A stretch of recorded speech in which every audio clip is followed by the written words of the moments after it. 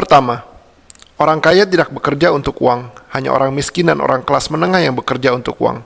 Orang kaya membuat uang bekerja untuk mereka.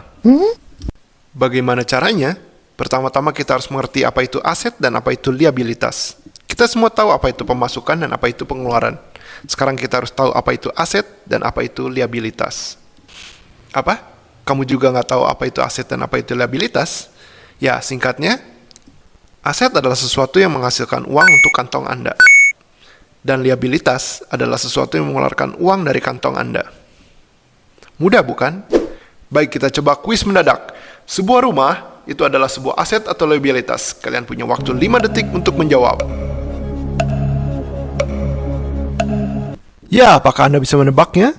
Jawabannya adalah bisa keduanya. Sebuah rumah yang dipakai untuk keperluan pribadi adalah liabilitas karena uang keluar untuk membayar listrik, pajak, air, dan biaya pemeliharaan. Rumah yang dipakai untuk disewakan atau usaha adalah aset karena menghasilkan uang. Dari kisah di awal, si orang yang mempunyai pemasukan besar, gajinya 80 juta, tapi kemana dia gunakan uangnya? Apakah ke aset atau ke liabilitas? Rumah dan mobil dia menghasilkan uang kah? Tidak, saudara-saudara, inilah jebakan untuk orang menengah. Mereka membeli liabilitas yang mereka kira adalah aset. Pelajaran kedua, melek secara finansial. Jadi kalian sudah tahu apa itu pemasukan dan pengeluaran. Dan Anda juga sudah tahu apa itu aset dan liabilitas. Mari kita belajar arus kas atau uang. Sering disebut dengan cash flow. Kita ada pemasukan, lalu ada pengeluaran, lalu ada aset. Dan contoh aset adalah royalti, properti yang menghasilkan uang, deposito, bond, digital product, dan lain-lain. Aset akan memasukkan uang ke pemasukan.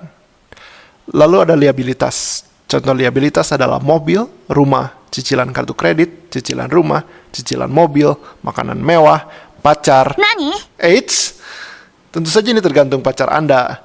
Maintenance-nya tinggi atau tidak. Liabilitas menambah pengeluaran. Orang miskin akan mempunyai pemasukan yang sama dengan pengeluaran, tidak ada sisa. Orang menengah akan mempunyai pemasukan lebih besar, tapi sisa tersebut dimasukkan ke liabilitas yang mereka pikir adalah aset. Orang kaya akan langsung memasukkan atau sisihkan uang mereka ke kolom aset baru pengeluaran. Dan aset yang mereka masukkan, uang akan menghasilkan pemasukan yang kemudian akan dimasukkan lagi ke dalam aset, dan seterusnya. Inilah kenapa orang kaya makin kaya dan orang miskin makin miskin.